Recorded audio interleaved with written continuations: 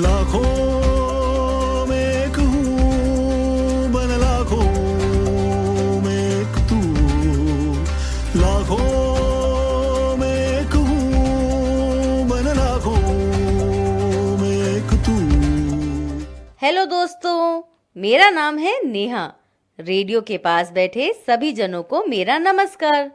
और बच्चे लोग जरा सुनो तो सही, मेरी बहन मेरे भाई, आज हम करने वाले हैं थोड़ी सी मस्ती थोड़ी पढ़ाई।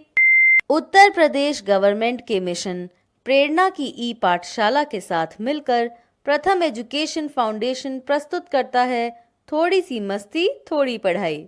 तो आप लोग तैयार हो जाइए। हमारा प्रोग्राम कुछ आधे घंटे का है, जिसमें हम आपको सुनाएंगे कुछ कहानियाँ, खेलेंगे कुछ खेल, सुनेंगे एक बाल गीत, एक अंग्रेजी कविता। तो चलिए शुरू करते हैं। सभी प्यारे बच्चों का हमारे आज के कार्यक्रम में बहुत बहुत स्वागत है। बच्चों, जैसा कि आप जानते ही हैं, हमारे इस कार्यक्रम के 2 हिस्से हैं। हम पहले हिस्से में कक्षा 1 और 2 और दूसरे हिस्से में कक्षा 3 और 5 के साथ खेलते हैं कुछ खेल, सुनते हैं कहानी और करते हैं ढेर सारी मस्ती। तो बच्चों तैयार हो जाइए थोड़ी सी मस्ती थोड़ी पढ़ाई करने के लिए।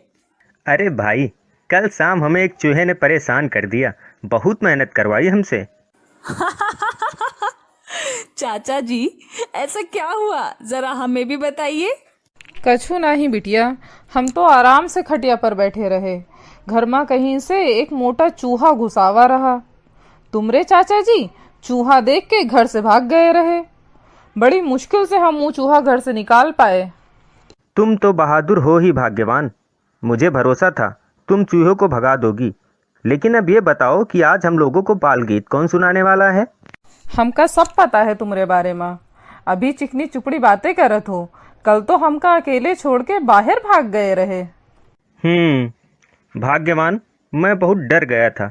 तुमने तो देखा था ना कि चूहा कितनी तेज से उछल रहा था।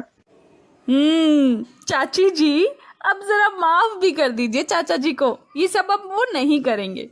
आप लोगों का मूड ठीक करने के लिए मैं आपको एक चूहे से संबंधित ही कोई बाल गीत सुनाती हूँ।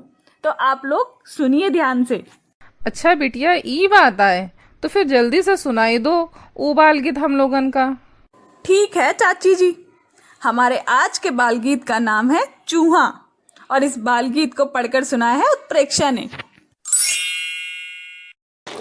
चूहा मैं कहलाता हूँ, चूहा मैं कहलाता हूँ, गुप चुप आता हूँ, गुप चुप आता हूँ, पोथी कुतरा करता हूँ, पोथी कुतरा करता हूँ, खटका सुंदर जाता हूँ, खटका सुंदर जाता हूँ, बिल्ली से घबराता हूँ, बिल्ली से घबराता हूँ, उसे देख भग जाता हूँ, उसे देख भग जाता हूँ, चूहा मैं कहलाता हूँ, गुप चुप आता हूँ, पोथी कुतरा करता हूँ, खटका सुंदर जाता हूँ, बिल्ली से घबराता हूँ, उसे देख भग जाता हूँ, चूहा मैं कहलाता हूँ।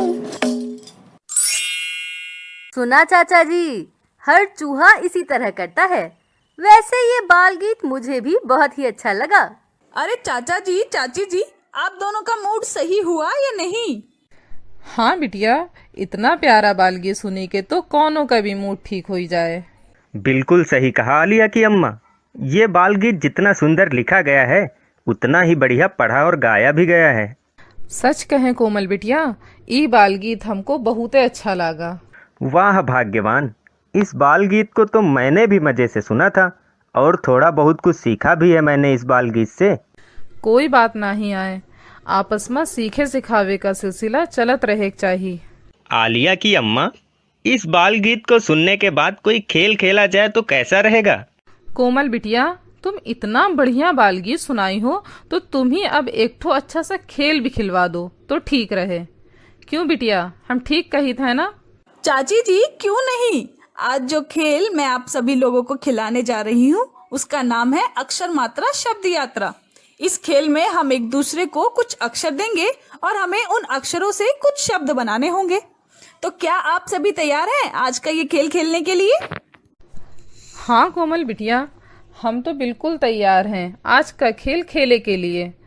तो सबसे पहले हम ही कछु अक्षर देत हैं और वो अक्षर आए सा और ता। अब ये अक्षर से कछु शब्द बनाए के तो दिखाओ तनी। अच्छा जी, चलो मैं ही शुरुआत करता हूँ इस खेल की। स अक्षर से मैंने शब्द बनाए हैं सपना, साथी, सचिन, सुबह, और ता अक्षर वाले शब्द हैं ताली, ताल, तालाब और तल। कोमल, अब तुम बताओ कि क और ज से कौन कौन से शब्द बनेंगे? मैंने क अक्षर से कुछ शब्द बनाए हैं, जैसे कलम, काम, कोयल और काम। और हाँ, ज अक्षर से भी मैंने कुछ शब्द बनाए हैं। वो शब्द हैं जल, जाल, जामुन और जीरा। चाची जी, ये रहे आपके लिए 2 अक्षर। अब आप इन दोनों अक्षरों से शब्द बनाइए। तो पहला अक्षर है श और दूसरा अक्षर है ट। तो ई रहे हमरे टा अक्षर से बनाए हुए कछु शब्द। टंकी, टिंडा, टमाटर और टॉफी। शा अक्षर वाले शब्द आए शाम, शरबत, शांति और शलगम। वाह हालिया की अम्मा, तुमने तो कमाल कर दिया। हमारे बच्चों और हमें बहुत अच्छे अच्छे शब्द बनाकर सुनाए हैं। नेहा बिटिया, अब मैं तुम्हें भी 2 अक्षर देता हूँ, म और ख। अब तुम बनाकर दिखा ही दो इन 2 अक्षरों से कुछ शब्द। जरूर चाचा जी। म अक्षर से मैंने जो शब्द बनाए हैं वो हैं मीरा, माता, माली और मलाई।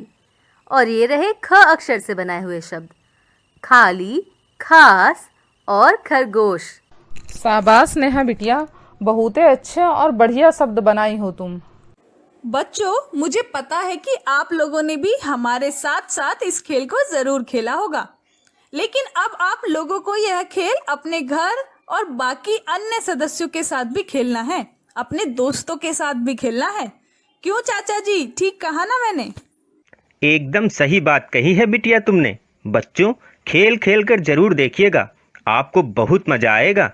खेल तो हम लोग खेल ही चुके हैं, लेकिन अब अगर एक अच्छी सी कहानी सुनने को मिल जाए तो मजा दोगुना हो जाएगा। चाचा जी, मजा अभी दोगुना कर देते हैं। आज मैं आप लोगों को टोटू नाम की एक कहानी सुनाने वाली हूँ। इस कहानी को पढ़कर सुनाया है तृप्ति ने। तो चलिए शुरू करते हैं आज की ये कहानी आप लोगों के लिए। टोटू। टोटू माँ के साथ रहता था। उसके घर के बाहर एक बगीचा था। उसने अभी अभी चलना सीखा था। एक दिन वह अकेला बरामदे में खेल रहा था। पता नहीं कब वह अपने छोटे छोटे पैरों से चलता हुआ बगीचे में पहुंच गया। वहां की मिट्टी गीली थी। टोटू के हाथ और कपड़े मिट्टी से गंदे हो गए। थोड़ी देर बाद टोटू की माँ बाहर बरामदे में आई। टोटू को वहां ना देखकर परेशान हो गई। अरे, टोटू कहाँ गया? वह टोटू को खोजते हुए बगीचे में आई। तभी छपाक छपाक की आवाजें सुनाई दी। टोटू मिट्टी से सना हुआ था। माँ ने जल्दी से टोटू को गले से लगा लिया। फिर हंसते हुए बोली, मेरा लाल अब बड़ा हो गया है। टोटू की ये कहानी सुनकर तो मजा ही आ गया नेहा। क्यों चाचा जी, आपको कैसी लगी? सही कहती हो बिटिया, कहानी तो मुझे भी बहुत अच्छी लगी है। क्यों आलिया की अम्मा, तुम्हारा क्या कहना है इस कहानी पर? हमरे विचार भी बिल्कुल तुमरे जैसे ही आए। ये कहानी में जौन टोटू है, आलिया भी बचपन में ऐसे ही हिया हुआ घूमा करत रही। सही कह रही हो भाग्यवान। छोटे बच्चे तो ऐसे ही करते हैं, अगर उन पर ध्यान न दिया जाए तो वो इधर उधर हो ही जाते हैं। इसीलिए हम लोगों को बच्चों का खास तौर पर ध्यान रखना चाहिए। चाचा जी, क्या हम लोग अब इस कहानी पर चर्चा शुरू करें? हाँ बिटिया, क्यों नहीं। इस कहानी पर चर्चा शुरू करते हुए मैं ही तुमसे पहला सवाल पूछ लेता हूँ। ये बताओ कि टोटू किसके साथ रहता था? आपने जो पहला सवाल पूछा है वो तो ठीक है, मेरे लिए बहुत ही आसान है। आपके सवाल का जवाब मैं अभी तुरंत दे देती हूँ। तो सवाल का आंसर है, टोटू अपनी माँ के साथ रहता था। नेहा बिटिया, अब तनी तुमहू बताओ कि टोटू कहाँ खेलत रहा। चाची जी, एक दिन टोटू अकेला बरामदे में खेल रहा था और चलते चलते बगीचे में चला गया था। अरे वाह नेहा, सवाल का जवाब तो दे ही दिया है, साथ में उसके आगे की कहानी भी बता दी है। चाचा जी, अब आप बताइए, टोटू के कपड़े कैसे गंदे हो गए थे? बिटिया, टोटू जैसे ही बगीचे में आया तो बगीचे की गीली मिट्टी से कपड़े गंदे हो गए थे।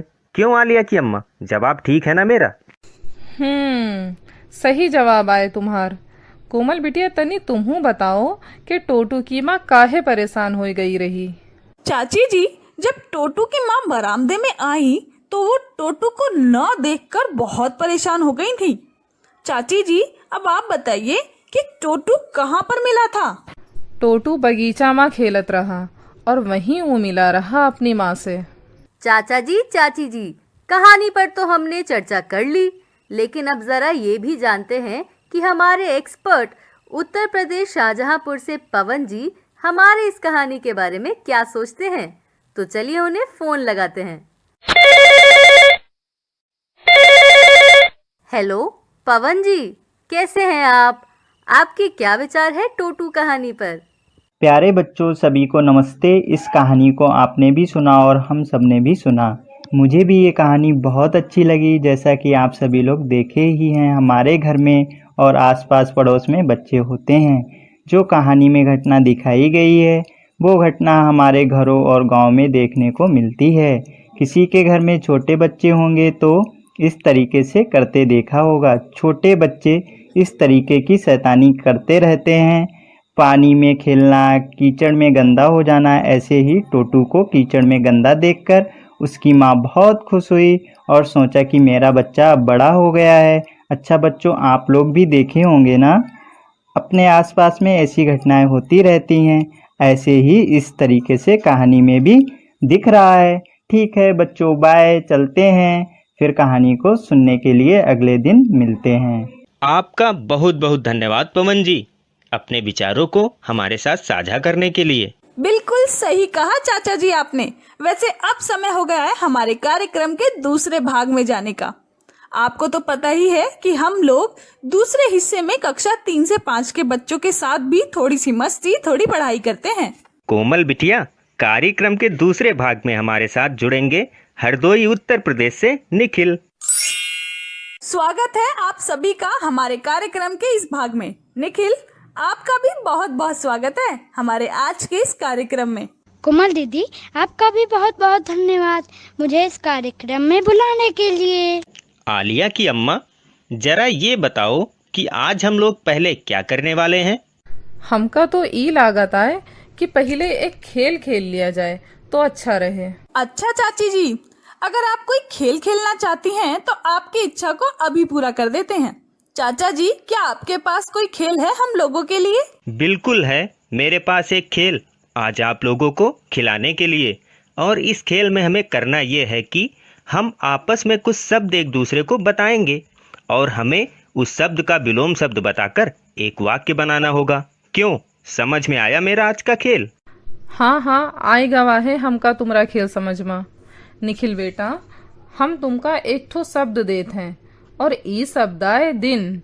जरा ई शब्द का विलोम शब्द बताओ और ऊ शब्द से एक वाक्य भी बनाए के सुनाओ तो हम लोगन का। चाची जी, दिन शब्द का विलोम होगा रात, और रात शब्द से मैंने एक वाक्य बनाया है। रात में चांद निकलता है। अरे वाह निखिल, आपने तो बहुत बढ़िया तरीके से चाची जी के सवाल का जवाब दिया है। चाचा जी, अब आप बताइए, भारी शब्द का विलोम शब्द क्या होगा और उससे क्या वाक्य बन सकता है? भारी शब्द का विलोम शब्द होगा हल्का, और हल्का शब्द से मैंने एक वाक्य बना लिया है और मेरा वाक्य है हल्का खाना खाना चाहिए। ये बात तो तुम ठीक कहे हो।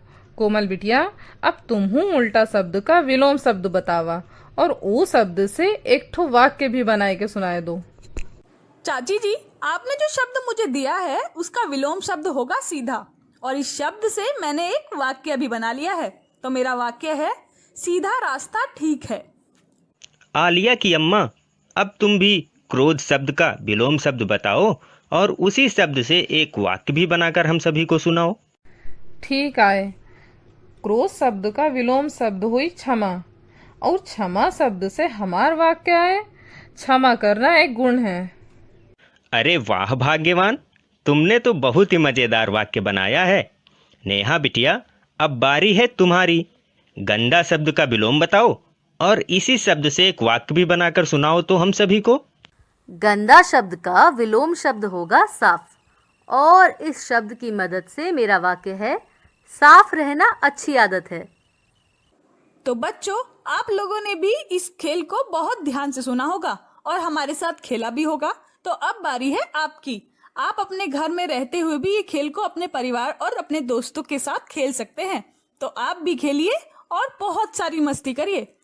दीदी, आप लोगों के साथ खेल खेलने में तो बहुत ही अच्छा लगा, लेकिन चाचा जी, मुझे कहानी कब सुनने को मिलेगी? तुमने बिल्कुल ठीक समय पर याद दिला दिया है निखिल। कहानी सुनने का समय तो हो ही गया है। तो हमारी आज की कहानी का नाम है मालावत पूर्णा, और इस कहानी को पढ़कर सुनाया है तृप्ति ने। पूर्णा मलवत। हाँ, तो कहानी शुरू होती है पूर्णा मलवत की। 13 वर्ष की किशोरी पूर्णा मलवत ने केवल अपने देशवासियों को ही नहीं बल्कि दुनिया वालों को भी अचंभित कर दिया। उसने इतनी कम उम्र में हिमालय की सबसे ऊंची चोटी को अपने छोटे छोटे कदमों से नाप लिया। इस तरह वह बन गई सबसे कम उम्र में एवरेस्ट की चोटी तक पहुंचने वाली पर्वतारोही। पूर्णा देश की नहीं बल्कि दुनिया की पहली सबसे कम उम्र की पर्वतारोही हैं। है ना कितने गर्व की बात। 13 साल की जिस उम्र में बच्चों को निरा बच्चा ही समझा जाता है, वे गलतियां करते हैं, शरारतें करते हैं, खेल कूद में लगे रहते हैं। इस उम्र में इतना बड़ा काम वाकई हैरान करने वाला है। खैर, इससे पहले हम पूर्णा के बारे में और बातें करें, पहले माउंट एवरेस्ट के बारे में बात कर लेते हैं। आपने माउंट एवरेस्ट के बारे में तो सुना ही होगा। हिमालय की सबसे ऊंची चोटी, जिसकी ऊंचाई लगभग 8,848 मीटर है। इतनी ऊंचाई, बर्फीले पहाड़ और बर्फीले पहाड़ों में चलने वाली ठंडी हवाएं, बर्फीले तूफान और नुकीली चट्टानें, इन सब खतरों के बीच चढ़ाई करना कोई आसान काम नहीं है। यह घर की सीढ़ियाँ चढ़ने जैसा तो बिल्कुल नहीं है।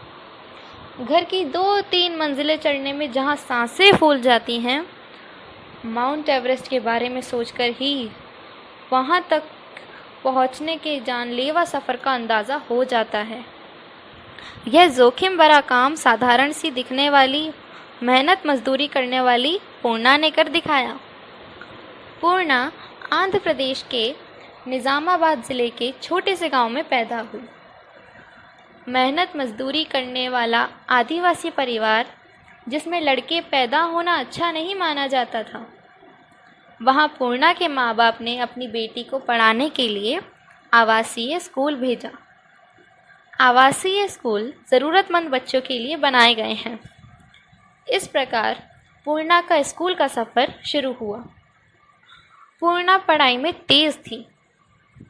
स्कूल के बच्चों के विकास के लिए खेल कूद, गीत संगीत और पर्वतारोहण जैसी गतिविधियां भी की जाती हैं।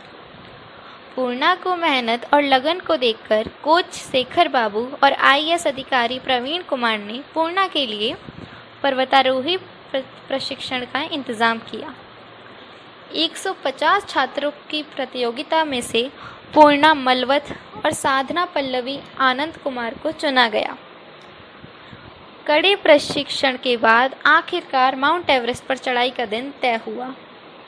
जिस दिन पूर्णा को चढ़ाई करनी थी, उससे के पहले ही दिन चढ़ाई के दौरान 16 शेरपाओं की मृत्यु हुई थी। इस पर भी पूर्णा का हौसला कम नहीं हुआ। रस्सियों के सहारे 9वीं कक्षा की छोटी बच्ची अपने सफ़र पर चल दी। भूख मिटाने के लिए सिर्फ डिब्बाबंद खाना और पीठ पर भारी बैकपैक हज़ारों मुसीबतों से जूझते हुए पूर्णा ने 25 मई 2014 की सुबह सफ़ेद चमकीले पहाड़ पर तिरंगा फैला दिया। इस तरह पूर्णा सिर्फ अपने परिवार का ही नहीं बल्कि अपने देश के लिए गौरव का कारण बन गई। पूर्णा के बारे में खास बात यह है कि वह जिस समाज से आती हैं वहाँ की 13% से ज़्यादा बच्चियाँ कुपोषित हैं।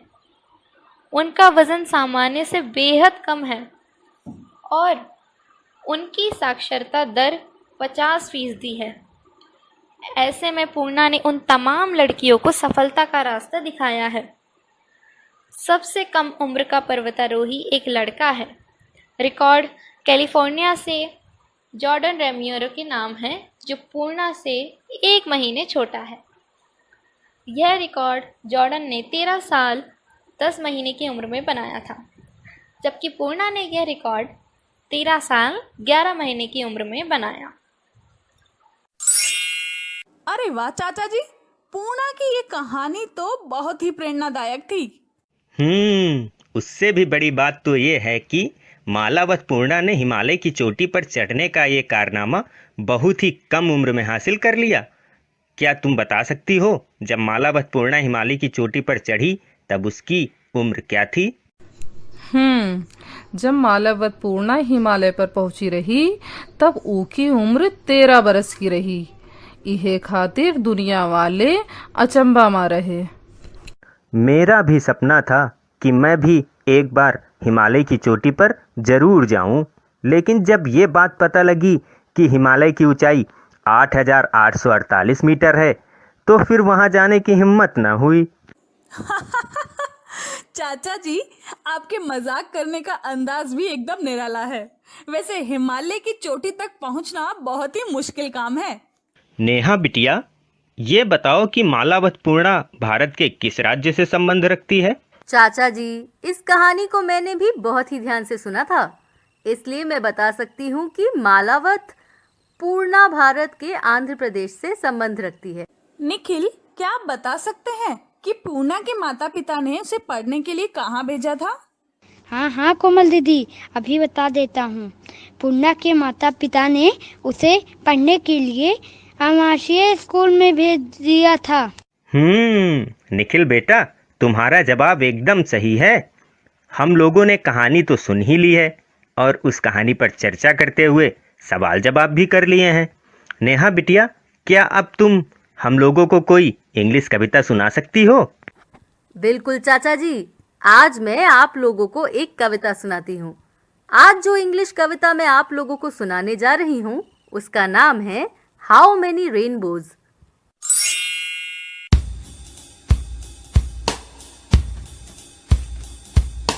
How many rainbows do you see? How many rainbows do you see? How many rainbows do you see? How many rainbows do you see? I see one, two rainbows. I see one, two rainbows across the sky, across the sky, across the sky, across the sky, across the sky, across the sky, across the sky. I see red, yellow, pink and green. I see purple, orange, and light blue. I see red, yellow, pink and green. I see purple, orange, and light blue. How many rainbows do you see? How many rainbows do you see? How many rainbows do you see? How many rainbows do you see? I see one, two,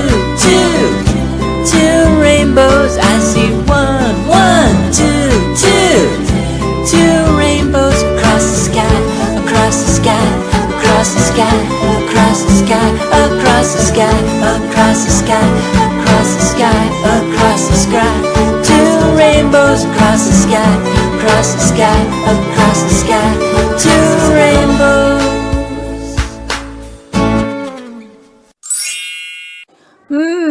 तो ये कविता आप लोगों को कैसी लगी जरा बताइए। चाचा जी आप बताइए। मुझे तो ये कविता सुनकर बहुत ही अच्छा लगा। इसका संगीत भी मुझे बहुत अच्छा लगा। सही कहा तो तुम, हमका भी ई इंग्लिश कविता बहुत अच्छी लगी आए। कोमल दीदी, मुझे इस कविता में एक शब्द का मतलब ठीक से समझ में आ गया है और वह शब्द है रेनबो, जो बारिश के खत्म होने के बाद आसमान में दिखाई देता है। वाह निखिल, तुमने अभी जो शब्द बताया है वो तो मेरे लिए भी नया था। अच्छा हुआ जो तुमने इस शब्द का मतलब मुझे समझा दिया। कोमल बिटिया, अब तुम हो हम लोगन का ई कविता का हिंदी में मतलब समझाए दो। इस कविता में रेनबो यानी इंद्रधनुष के बारे में बात हो रही है। 2 इंद्रधनुष आसमान में दिखाई दे रहे हैं। तुमने इस कविता के बारे में जो बात बताई है उसके लिए धन्यवाद कोमल बिटिया। बिल्कुल ठीक कहा हो तुम। कोमल, आज का कार्यक्रम तो मुझे बहुत ही अच्छा लगा। बच्चों, मन तो नहीं हो रहा, लेकिन आप लोगों को छोड़कर जाना ही पड़ेगा। क्या करें, समय की पाबंदी है। इसलिए आज आप लोगों को छोड़कर जाने से पहले मैं आप लोगों को बताऊंगी कि आप घर पर ये सारी कहानियाँ अपने दोस्तों को और अपने परिवार वालों को सुनाइएगा और ढेर सारी मस्ती करिएगा। तब तक के लिए हम आपसे विदा लेते हैं। हम आपसे कल फिर मिलेंगे। Bye bye.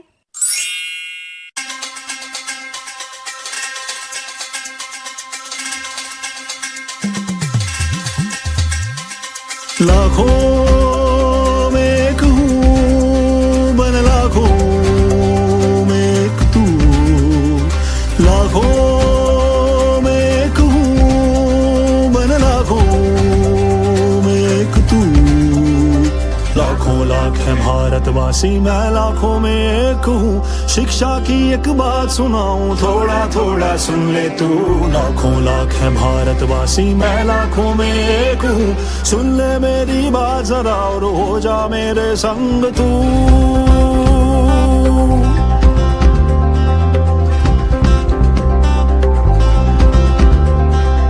मुफ्त किताबें मुफ्त में खाना, पर शिक्षा में देर है। स्कूलें निकली गांव गांव में, फिर भी क्यों अंधेर है। मुफ्त किताबें मुफ्त में खाना, पर शिक्षा में देर है। स्कूलें निकली गांव गांव में, फिर भी क्यों अंधेर है। गांव गांव और गली गली में माँ बाबा से बात करो। क्या सब बच्चे शाला जाते, घर घर जाके पता करो।